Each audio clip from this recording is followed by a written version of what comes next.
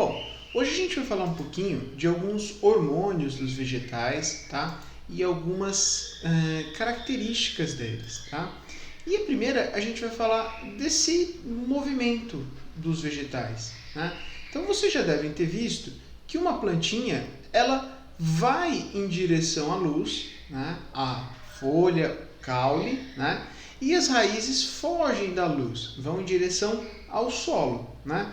Então a gente vai falar isso de fototropismo e geotropismo. Foto, porque está indo em direção à luz ou fugindo da luz, e geo em relação à Terra, ao planeta. Tudo bem?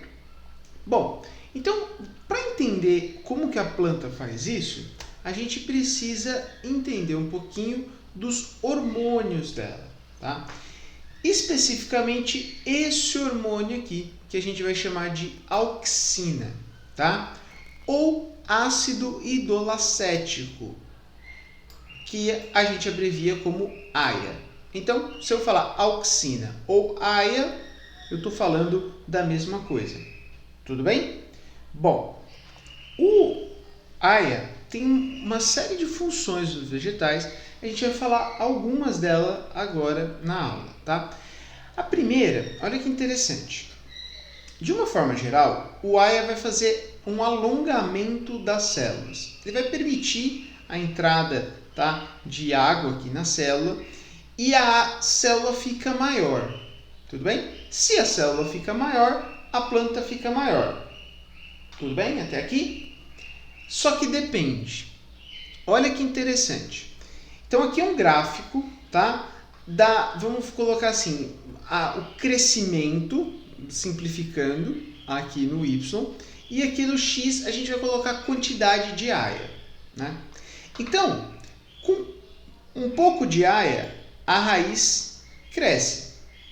Só que se eu vou aumentando o AIA, a raiz começa a inibir o crescimento.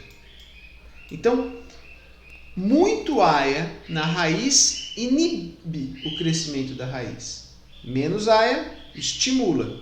Tudo bem? Já o caule, para eu estimular ele a crescer, eu preciso de bastante AIA. Com bastante AIA, o caule cresce bastante, né? Se eu aumentar demais a concentração de auxina, de AIA, aí o caule inibe. Então, o crescimento da planta vai depender da concentração do AIA. De uma forma geral, bastante AIA estimula o caule e inibe a raiz. Tudo bem? Então, se eu pegar essa concentração aqui, o caule cresce, a raiz inibe o crescimento. Beleza? Então, guarda essa informaçãozinha aí. Por quê? Para você entender o fototropismo. Beleza?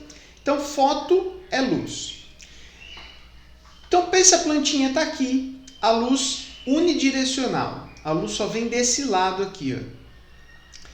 A planta normalmente vai curvar para a luz. Ela vai em direção à luz, mas ela vai porque o caule, tá, vai em direção à luz. Por quê? Olha que interessante. Olha que interessante. A luz bateu aqui. E aí, o AIA, ele é degradado nessa parte aqui da luz, tá? Ele é degradado. Ou ele vai fugir para o lado oposto. O que vai acontecer? Eu vou ter mais AIA do lado escuro. Olha os pontinhos aqui, ó. E menos AIA do lado claro. Não é um caule? O caule, ele com bastante AIA cresce, certo? Se esse lado fica maior, esse lado aqui fica maior, esse lado fica menor, ele curva para o lado menor. Professor, como assim? Ó, imagina um arco, de um arco e flecha. Se eu tiver a corda e a madeira do arco do mesmo tamanho, não é um arco, fica reto. Se eu começar a diminuir o tamanho da corda, que é basicamente isso, o arco, a madeira vai curvar para o lado de lá. Tudo bem? Então, pensa aqui, ó, tem um livro aqui, ó. Eu não consigo fazer crescer um lado do livro mais do que o outro. O que eu vou fazer é diminuir o lado do livro. Se eu fizer esse lado ficar menor, ele vai curvar para o lado da luz. Tudo bem? E é por isso que a gente fala que o caule tem fototropismo positivo, porque vai em direção à luz. E isso tem a ver diretamente com o Aya, com a auxina. Tudo bem? Então a luz direcional bate aqui, a auxina se concentra tudo desse lado. Beleza? Ora, bastante auxina no caule faz esse lado crescer mais. O lado não iluminado. Se o lado não iluminado cresce mais, a planta curva para o lado iluminado. Agora, lembra do gráfico que eu mostrei? Bastante Aya na raiz inibe. Então, olha aqui a raiz. Na raiz é a mesma coisa. Eu tenho mais Aya desse lado, menos Aya desse. Beleza? Só que olha o que vai acontecer. O lado com mais Aya inibe na raiz. Então, quem cresce é o outro lado, é o lado iluminado. E a raiz foge da luz. A gente chama isso de fototropismo negativo. Então, o caule tem fototropismo positivo. Vai em direção à raiz. À luz. Né? Já a raiz tem fototropismo negativo. A raiz foge da luz. Tudo isso porque caule e raiz respondem de forma diferente ao hormônio Aya ou auxina. Tudo bem? Algo parecido vai acontecer no geotropismo ou gravitotropismo, que tem a ver com gravidade. Então o que acontece? Se eu coloco a planta deitada, suponha que o Aya é a água que tem aqui nessa garrafa. O que vai acontecer? Vai ficar mais Aya na parte de baixo. Vai ter mais auxina na parte de baixo, por uma questão de gravidade. Beleza? Ora, então vamos lá. Se eu tenho mais Aya aqui, ó, aqui é a raiz. Bastante Aya na raiz inibe o crescimento, certo? Quem que cresce mais? A parte de cima aqui. Se ela cresce mais, o arco vai ser para esse lado. Então, a raiz, ela vai em direção ao solo. A gente chama isso de geotropismo positivo ou gravitotropismo positivo. Agora vamos pensar no caule que está desse lado. Tem bastante Aya aqui. Bastante Aya no caule estimula o crescimento. Esse lado aqui vai crescer mais. Esse lado cresce mais.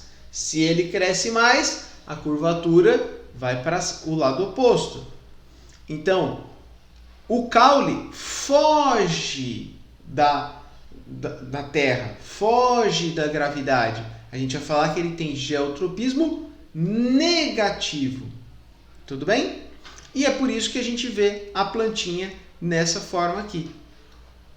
Caule fugindo da gravidade, raiz indo em direção à gravidade. Tudo bem? Beleza? Então, esses são algumas das funções do Aya que são importantíssimos. Outra coisa do Aya muito importante, que é a dominância apical. Nem toda planta é assim, mas a maioria que a gente se depara no dia a dia é. O Aya é mais produzido no que a gente chama aqui da gema apical ou meristema apical. Então, sempre tem mais Aya na parte de cima do que embaixo, porque é uma questão de produção e consumo, beleza? Além da função do crescimento que eu falei do Aya, o que acontece? A auxina, ela inibe as geminhas que tem aqui laterais de brotar. Então a planta vai crescendo para cima. Se eu corto isso aqui, cortei, olha lá, cortei, a concentração de Aya diminui. E essas geminhas que tem aqui laterais começam a brotar. E isso a gente chama de quebra da dominância apical. E é por isso que a gente usa isso muitas vezes no sistema de poda. Por isso que o pessoal que gosta de jardim, plantar, tudo, poda várias plantas para quebrar a dominância apical, gerar gemas laterais e a planta ir ramificando e não ficar tão alta. Então, para várias plantas frutíferas, por exemplo, isso é muito importante, né?